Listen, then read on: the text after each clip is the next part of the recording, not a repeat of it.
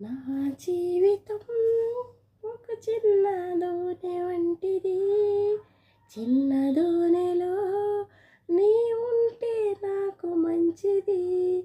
నా మంచి యేసయ్యా ప్రవేశింపుము నా చిన్న దోణిలో. నా మంచి యేసయ్యా ప్రవేశింపుము నా చిన్న దోణిలో. నా జీవితం ఒక చిన్న దోణి వంటిది, చిన్న దోణిలో నీ ఉంటే నాకు మంచిది.